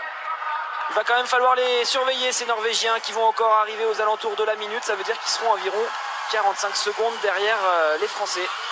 Et surtout qu'il y a l'homme en forme qui va désormais prendre le relais, le leader en tout cas de cette équipe norvégienne. L'homme en forme, on va peut-être avoir l'occasion d'en parler, de le voir sur cette piste, puisque Siegfried Mazet nous le disait au micro qu'il était forcément meilleur en début de saison. Johannes Bö qui a en plus eu du mal à gérer pour l'instant cette piste ici à Antholz. Il prend le départ et on va bien le noter, ce chrono à 1,07 pour le comparer dès le premier intermédiaire. Ouais, 1,07, ça c'est le temps. L'important c'est surtout que la France reste devant. Si à la fin il termine la course en gagnant et en terminant 1 seconde devant la Norvège, ce ne sera pas grave. Il faut essayer de les contenir, gérer au mieux l'éventuel retour de Johannes. Alors Johannes il se retrouve face à un Quentin Fillon-Maillet qui est extrêmement en forme sur les skis, qui est largement à son niveau. Donc c'est pas là normalement qu'il devrait reprendre du temps à la France. Par contre, on le sait, ce pas de tir peut toujours réserver des surprises et on va devoir attendre de voir. Après, petit mot sur Johannes quand même pour terminer. C'est un athlète qui a des capacités physiques qui correspondent bien en ce moment à ce genre d'effort de 7 km,5 km qu'on fait sur les relais. Lui qui a du mal à gérer sur les formats un peu plus longs, ça pourrait tenir aujourd'hui sur cette distance assez courte.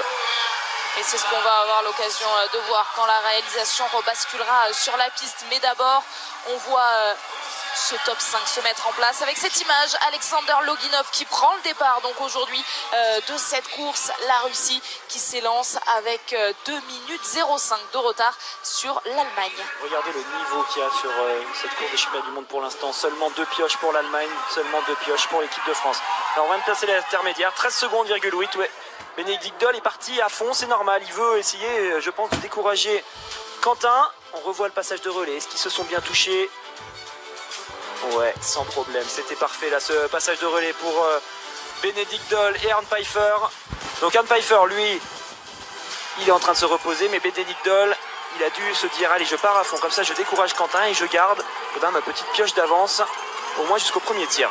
Oui, et puis on parlait, Alexis, de certains leviers psychologiques, cette idée du seul titre qui manque à Martin Fourcade, ce titre en relais, mais pour cette équipe d'Allemagne quasiment à domicile, il y a aussi beaucoup d'enjeux, puisque les garçons pour l'instant n'ont pas ramené la moindre médaille. Et oui, ils ont souffert au niveau individuel. Il y a quand même des Français qui sont performants, des Norvégiens qui bouchent aussi les accès aux éventuels podiums et aux éventuelles médailles individuelles. Par contre, ils ont dû se fédérer autour de ça et se dire allez les gars, peut-être qu'en individuel on n'a pas réussi, par contre on va leur faire à l'envers sur le relais. Et pour l'instant ils réussissent bien, les Allemands, c'est eux qui sont en tête, c'est eux qui ont la gestion de tout ça. Et peut-être que cet écart de 15 secondes qui a été gagné par Arne Pfeiffer face à Simon Détieux pourra servir et leur permettre d'aller chercher le titre. Mais il va falloir quand même aller assurer ces 2 tirs qui s'approchent désormais. Un couché, un debout pour Bénédicte Doll, un couché, un debout pour Quentin Fillon-Maillet.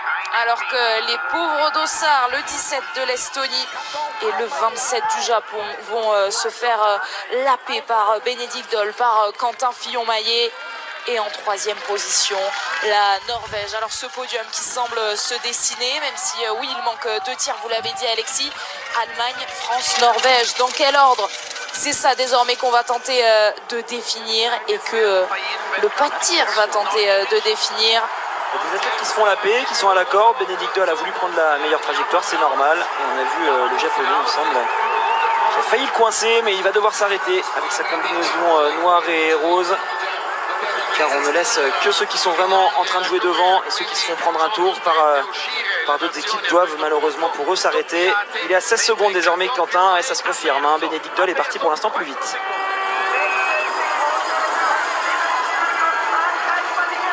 Ne pas s'inquiéter pour Quentin Fillon-Maillet, sûr de ses forces depuis le début de ces mondiaux. Après sa médaille d'argent sur le sprint derrière Alexander Loginov.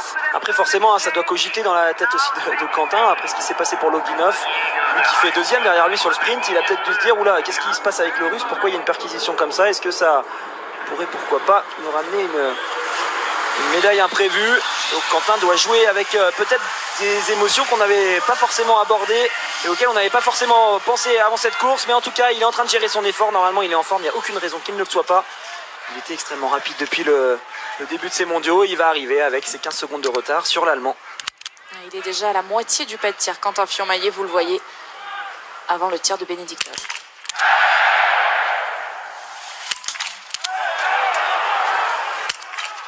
Il y a possibilité pour Quentin, pourquoi pas de reprendre 5-6 secondes avec cette erreur, même cette double erreur. Quentin pourrait Allez, ressortir en tête. Allez, 3 erreurs pour Bénédicte Doll qui va avoir 3 balles de pioche pour faire tomber ses cibles.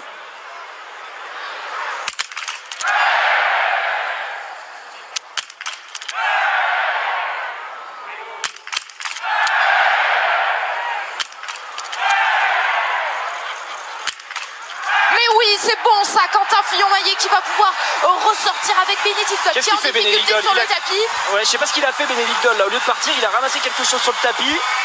Et ben finalement, ça va permettre à Quentin de prendre 2-3 secondes d'avance sur l'Allemand. Alors on reverra peut-être l'image, mais c'est surprenant là d'avoir vu l'Allemand hésiter comme ça avant de se relever. Je sais pas s'il a cru qu'il avait raté sa balle, il est peut-être allé rechercher une pioche. Mais non, c'est bon, il peut repartir avec le Français. 4 secondes d'écart entre les deux. Bravo Quentin qui relance tout. Mais bon, on le sait, il va rester un dernier tir qui va nous faire forcément beaucoup stresser.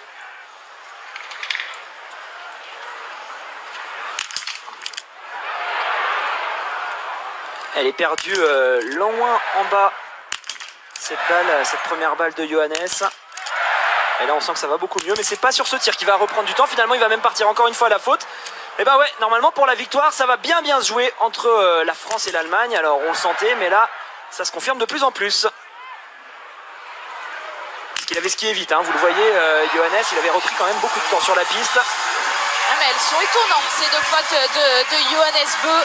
Est-ce que c'est déjà quelques indices pour la Mastart de demain? On se rendez-vous demain à partir de 11h avec des Français très en forme. Preuve s'il en fallait une, et bien ce relais où la France donc est en tête. Et j'ai envie de revenir Alexis sur ce beau tir de Quentin Fillon-Maillet qui s'est pas affolé alors qu'il y avait de l'affolement à côté de lui. Hein. Bénédicte Doll qui était en train d'essayer de mettre ses balles de pioche. Très concentré Quentin Fillon-Maillet qui a bien géré sur la piste aussi avant. Oui. Et qui donc s'offre ce 5 sur 5. Un tir lent hein, de la part de Quentin, mais assuré. L'important c'est ça, c'est d'aller chercher un 5 sur 5, ne pas passer par des balles de pioche pour pouvoir ressortir avec l'Allemand.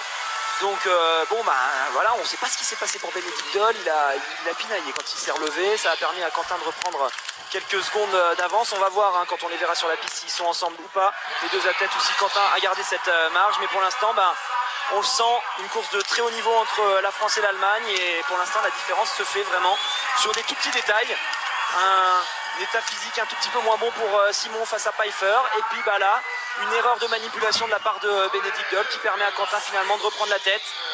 Allez, c'est la France qui était devant à la sortie de ce tir. On a hâte de voir les images de ce qui se passe à l'avant-course, alors qu'on revoit le zoom sur les balles de Quentin. Celle-ci était cordon à gauche, les 2 premières étaient belles, celle-là est plein 10 et celle-ci aussi est excellente.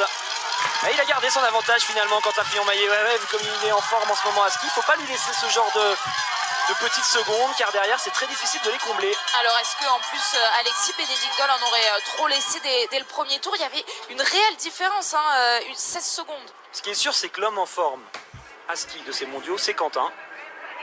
Et on a vu que Bénédicte Doll lui reprenait du temps. Il lui a mis 3 secondes dans le premier tour, ça nous a étonné. Peut-être que oui, peut-être que Bénédicte Doll est parti un peu vite et que Quentin a mieux géré. Donc il a été prudent, il s'est dit je vais revenir tout doucement sur Bénédicte Doll, je vais laisser croire qu'il va plus vite que moi. Et puis par contre, si je prends l'avantage à un moment donné, je lui laisserai plus jamais la possibilité de revenir. Là on voit, hein, ça skie très bien pour Quentin, c'est vraiment un exemple au niveau technique, il est extrêmement bien placé, ses empilements sont toujours bien respectés, on voit qu'il n'y a aucun geste parasite. Alors que pour Bénédicte Doll, ça a l'air tout de suite d'être légèrement moins bien au niveau du style. Les encouragements du staff tricolore qui attend ce titre mondial depuis 19 ans. 19 ans que la France n'a pas gagné un relais masculin au championnat du monde. C'était en 2001 et Quentin Fillon-Maillet va pouvoir le faire peut-être. Mais pour ça, il faut passer ce dernier tir. C'est un tir debout et pour l'instant, donc, c'est 4 secondes d'avance sur l'Allemagne de Bénédicte Doll. Il y aura peut-être même 5 secondes là, je trouve qu'il skie fort Quentin, qui skie bien. On voit que Bénédicte Doll accuse clairement le coup. C'est sur ce genre de partie qu'il est fort Quentin, il est capable de garder son effort. On le voit, hein, il a quasiment pas eu le temps de récupérer. Si vous avez regardé l'avant-course, c'est cet endroit qu'on a expliqué avec Vincent Defrane. C'est un endroit où on n'a que 2 secondes de récupération. Puis derrière, il faut tout de suite reprendre sur le plat montant. Par contre, il y en a un qui skie quand même très vite. Là, sur ce début de course, c'est Johannes Beu. Le Norvégien, mais regardez l'écart, on le voit. Hein. Il y a quand même une belle différence. Il est sur la gauche de l'écran au moment où Quentin et l'Allemand étaient déjà en train de redescendre. Ouais, il est sorti de l'anneau de pénalité avec 1 minute de retard, Alexis. Et quand je regarde cet écart, j'en profite pour remarquer qu'il y a eu 11 pioches et un anneau de pénalité pour l'équipe de Norvège, quand il y a seulement eu 2 pioches pour cette équipe de France. Ouais, pour l'instant, c'est là que ça tient. Hein. C'est vraiment au niveau du tir. On voit que ça fait à peu près jeu égal avec l'Allemagne sur les skis. Mais il va falloir tenir jusqu'au dernier tir et on s'en approche justement de ce dernier tir. Allez, Quentin qui est en train d'arriver sur cette fameuse relance avant d'aborder la dernière descente bien raide qui vous envoie À la carabine avant les mass start de demain. Allez, on va chercher ce titre, Quentin, c'est parti. Dernier tir sur ce tapis numéro 1, c'est eux qui sont en tête. Gardez cet avantage pour pouvoir arriver avec le drapeau sur la ligne d'arrivée. 5 balles à tirer pour Quentin Fillon-Maillet désormais.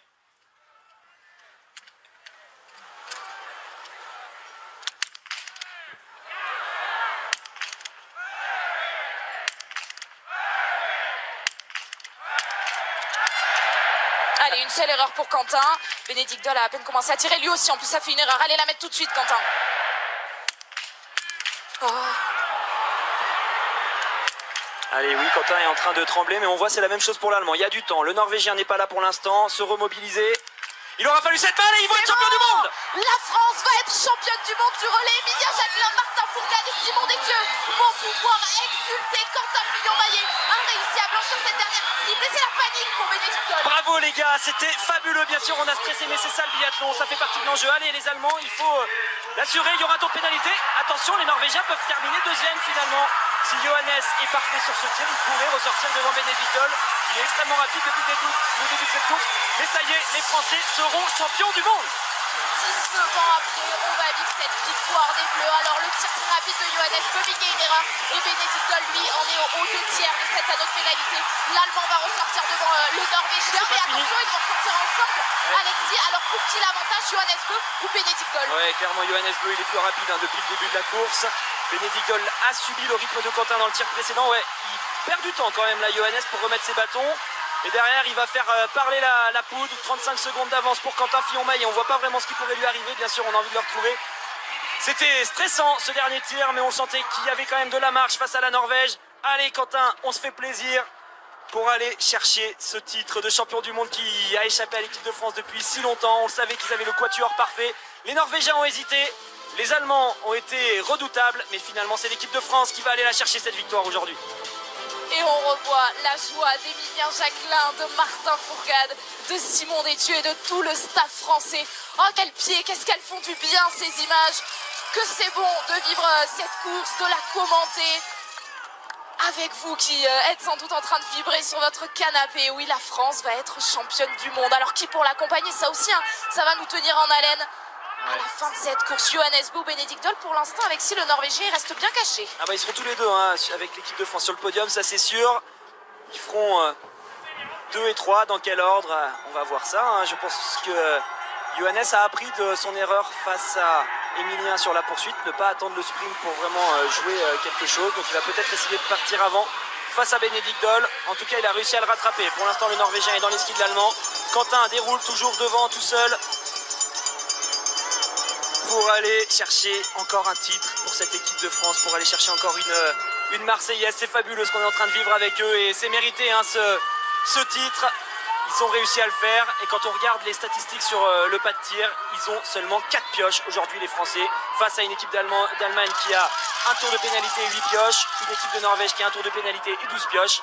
Voilà, ça s'est joué surtout sur le pas de tir pour l'équipe de France. Et justement, cette Marseillaise, Alexis, on va vous la faire vivre à 20h en direct sur la chaîne L'équipe. Soyez bien au rendez-vous, on va vivre le podium et cette nouvelle Marseillaise donc pour l'équipe de France. Après le titre d'Emilien Jacquelin, celui de Martin Fourcade, et bien celui désormais pour toute l'équipe de France et ce relais masculin derrière.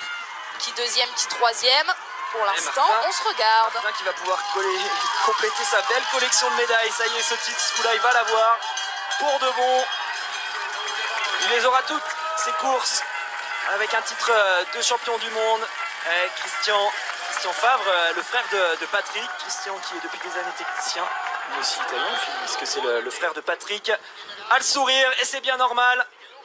Il déroule les Français dans ce dernier tour. Regardez, Quentin est déjà là-haut, tout en haut de cette montée. Il est sur le replat, on le voit tout en haut, alors que les deux Le Norvégien et l'Allemand vont en découdre et je pense que c'est là que Johannes va essayer de faire la différence face à l'Allemand qui pour l'instant tient. Non, Johannes n'accélère pas pour l'instant. Qu'il ne se laisse pas piéger quand même, Alexis. On a l'impression d'avoir déjà vu cette image. Johannes Beu, c'était face à Émilien Jacquelin et il l'a dit après la course qu'il n'a pas vraiment trouvé la solution pour savoir où attaquer. Il a appris de ses erreurs.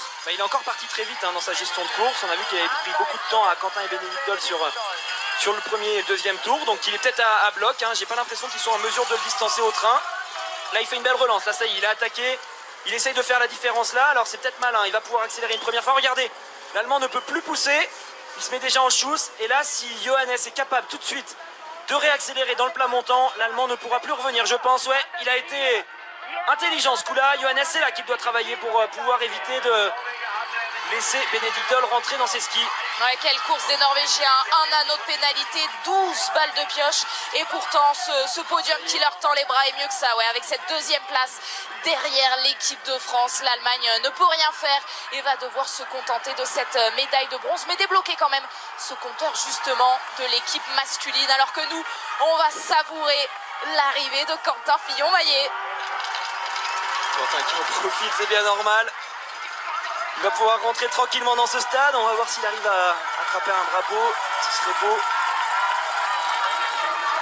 Johannes, c'est bon, il a réglé le compte de Bénédicte Doll qui va terminer troisième. Il y a quand même une belle médaille pour cette équipe d'Allemagne. Et puis finalement, on le voit, les trois équipes qu'on avait annoncées comme les trois capables de jouer la victoire ont vraiment fait la différence par rapport à toutes les autres équipes qui faisaient ces relais.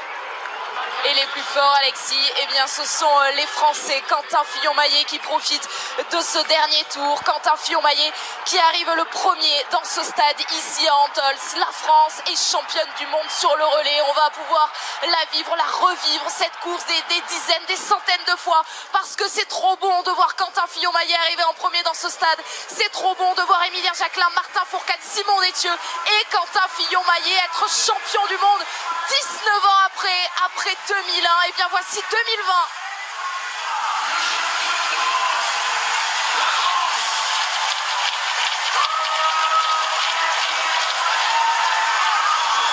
Ah, c'est génial, quel bonheur pour Martin Fourcade, oui Alexis, vous le disiez, qui attendait cette ligne à son palmarès. Ce titre avec le relais, eh bien le voici, lui qui comptait 4 médailles dans ce format, mais pas la moindre médaille d'or.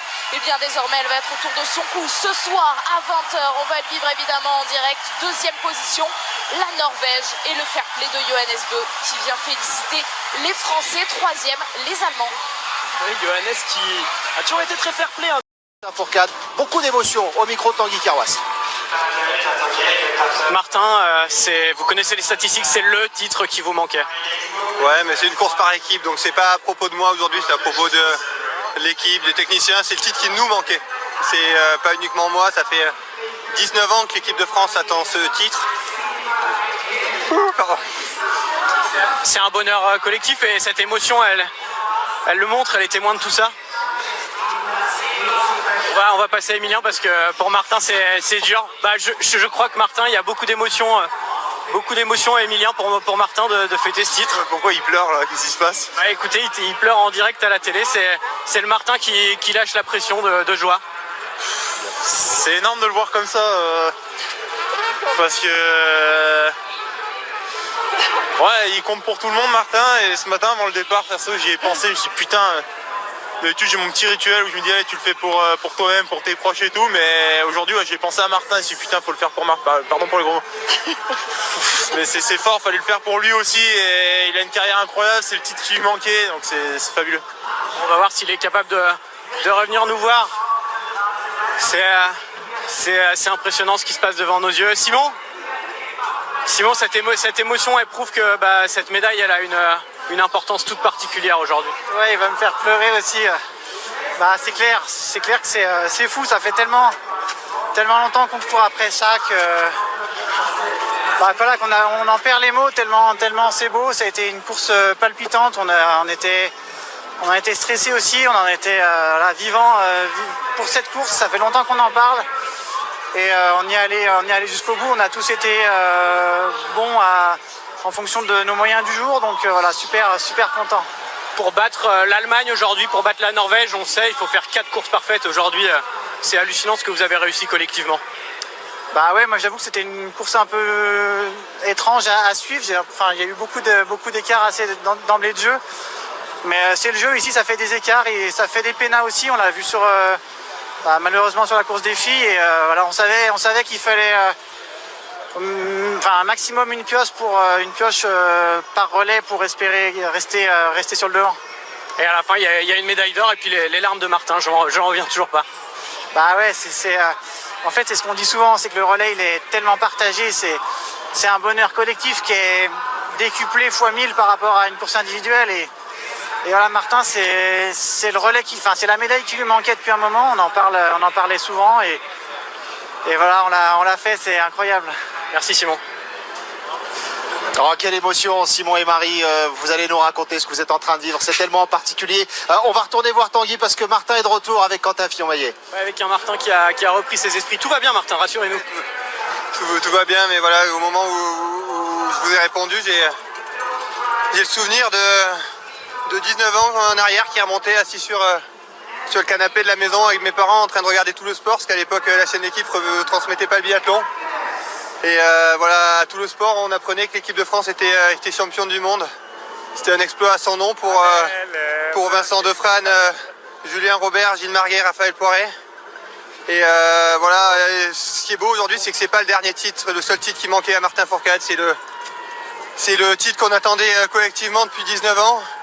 Et voilà, il y a tout ça qui remonte, il y a tous ces visages. Je vois Alexis, je pense à Simon, je pense à Loïs qui est par ici, je pense à tout le staff qui a partagé cette aventure avec nous. Je pense à tout ça, et c'est pour ça qu'elle est si forte cette aventure, c'est que c'est pas un sport individuel. Voilà, c'est certes 4 performances individuelles qui ont été énormes aujourd'hui, mais au final c'est bien plus que ça. Et voilà, si je suis si ému et si vos consultants pleurent en plateau aujourd'hui, c'est que ça représente vraiment quelque chose pour nous tous. Ça faisait 19 ans qu'on attendait ce putain de titre, et que finalement d'un exploit inimaginable il y a 19 ans, c'est devenu finalement une évidence aujourd'hui. Et c'était à nous d'aller le gagner, ce titre, c'était à nous d'aller le gagner, parce que je suis désolé, je monopolise le micro pour Quentin, mais je sais qu'il y a du temps d'antenne, donc il pourra s'exprimer ensuite. Mais voilà, en 19 ans et en tout cas en 13 ans de carrière de mon côté, j'ai eu la frustration à chaque fois de me dire mais pourquoi j'arrive pas à transmettre à mes coéquipiers ce que je fais bien individuel, pourquoi on va pas le chercher, ce titre qui nous a tendu les bras parfois, comme en 2012 à Ruhpolding. Et aujourd'hui, quand je vois cette équipe là, avec Quentin qui est médaillé d'argent sur le sprint, Emilien qui est champion du monde sur la poursuite, Simon qui est numéro 4 mondial, voilà, je me dis qu'en 19 ans il y a eu du chemin, et que j'ai envie d'associer tous ceux qui ont participé à ce chemin, parce qu'on n'est pas 4 dans le relais, je le répète. Et une pensée particulière pour celui qui nous a quitté en route, pour Pascal Etienne aujourd'hui, qui serait si fier de ce titre pour le biathlon français, comme le sont Stéphane, qui doit aussi pleurer tout seul dans son coin, et tous les autres. Voilà, on pense fort à tout le monde, merci à tous. Merci Martin. Un mot avec Quentin avant le protocole, je vais me faire beaucoup gronder, mais on va le faire quand même. Quentin, vous avez parachevé le travail aujourd'hui, et vous avez mis Martin dans tous ses états. Ouais, c'est un beau moment. J'ai pas suivi le début de course parce que j'étais à piste d'échauffement, donc quand je suis arrivé dans l'aire de départ et que j'ai vu que la France était en tête avec l'Allemagne, c'était un beau moment. Du stress évidemment en même temps, parce que fallait tenir le rang, donc voilà, de continuer d'aller chercher ce titre en équipe, c'est vraiment, comme dit Martin, c'est quelque chose de vraiment significatif cette année. On a une équipe qui est vraiment très forte, comme il l'a dit, pas seulement les athlètes, mais vraiment la globalité. Et on se fait plaisir, et là on concrétise ça aujourd'hui, donc on remercie tout le monde de cette façon. Merci Martin, merci Quentin, pardon. Moi aussi j'ai perdu mes mots. Il y a le protocole qui démarre, allez c'est parti. On va l'accompagner, ce protocole, on est tous émus, c'est un moment très rare, une émotion unique aujourd'hui pour tout le biathlon français. Simon, ça va, il y a beaucoup de choses qui remontent, j'imagine. Ouais, il y a beaucoup de choses qui remontent, comme l'a dit Martin, ça fait très très longtemps qu'on court après. Certes c'est les meilleurs, mais aujourd'hui j'adore quand les courses elles se gagnent avec autant de talent et de performance. On est ensemble en direct jusqu'à 17h30 pour profiter de tous ces moments. Et on va d'abord profiter du podium et une Marseillaise à 20h en direct également pour la remise des médailles. Ce sera à vivre tous ensemble, bien sûr. Le podium pour le moment et on attend les Bleus sur la plus haute marche.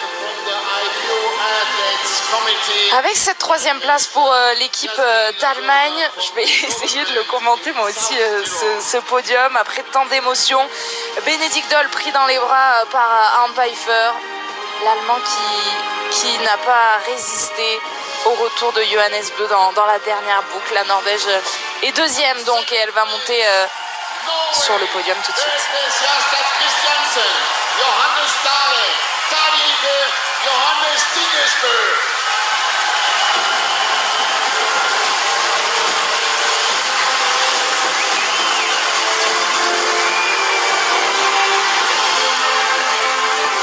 Nouvelle médaille pour cette équipe norvégienne, mais elle ne fera pas le grand chelem sur les relais comme elle l'avait fait lors des derniers mondiaux en remportant le relais mixte simple et les deux relais par sexe. Puisque cette fois, le relais féminin, oui, le relais mixte aussi, le relais mixte simple également, mais le relais masculin, il n'est pas pour eux.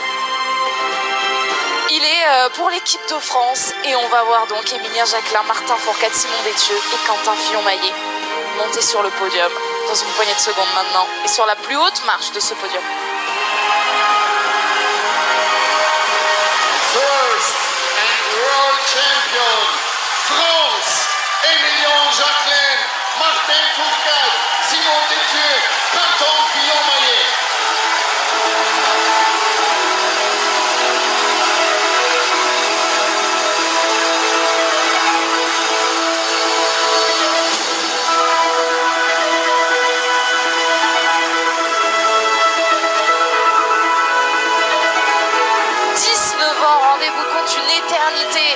Une éternité qu'on l'attend cette image. Qu'est-ce qu'elle est belle. On va tellement en profiter, on va s'en délecter et on va pouvoir la revoir dans plusieurs années, dans des dizaines d'années et se dire que ce souvenir est impérissable. Magnifique ce qu'ont fait aujourd'hui ces quatre garçons-là.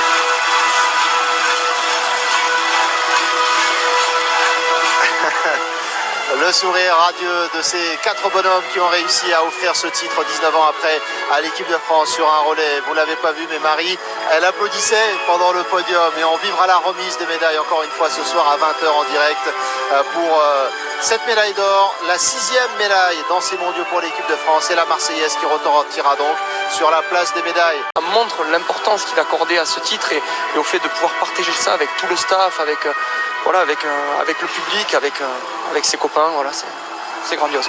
C'est aussi, alors qu'on va les accompagner bien sûr, il va y avoir la traditionnelle photo qui est célèbre après chaque podium, tout le staff qui va entourer l'équipe de France. Voici Vincent Vitoz, l'entraîneur de cette équipe de France masculine, Michel Dion, le président de la fédération, Fabien Saguez, le DTN, est à côté également Stéphane Boutiot qui a accompagné Martin. Dites-nous un mot sur l'impact de Stéphane Boutiot qui accompagne cette équipe et Martin depuis de très nombreuses années. Voilà, moi j'ai vraiment, je pense vraiment à Stéphane aussi aujourd'hui parce que voilà, je pense à tous les entraîneurs bien sûr qui ont eu à s'occuper de l'équipe de France, mais je pense à Stéphane parce que Stéphane est là de nombreuses années, c'est lui qui a bâti cette équipe d'abord en tant qu'entraîneur, aujourd'hui en tant que chef du biathlon français et du nordique français en général. Et voilà, cette équipe, c'est lui qui l'a bâti, c'est lui qui a mis les premières fondations sur l'équipe jeune qu'on voit qui vient chercher ce titre aujourd'hui. Et je pense, comme l'a dit Martin, qu'il a dû aller pleurer dans un coin parce que, sachant comment ça lui tenait à cœur, voilà, je pense qu'il n'y a pas photo. J'aimerais bien trouver le coin, il doit y avoir une grosse flaque par terre quelque part. Voilà. C'est un ours, mais extrêmement sensible, ouais. Stéphane Boutiot, si on devait prendre une image. On va attendre l'oreille. La caméra de Pierre Esquer, on en profite, on est avec l'équipe de France.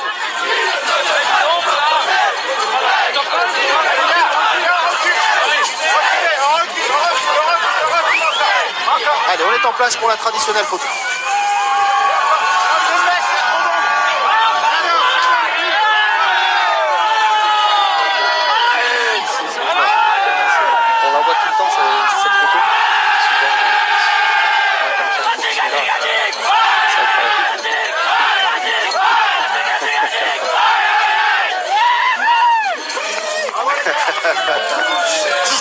qui ont été éjectés comme ça avec tous ces cris tellement la frustration elle était grande.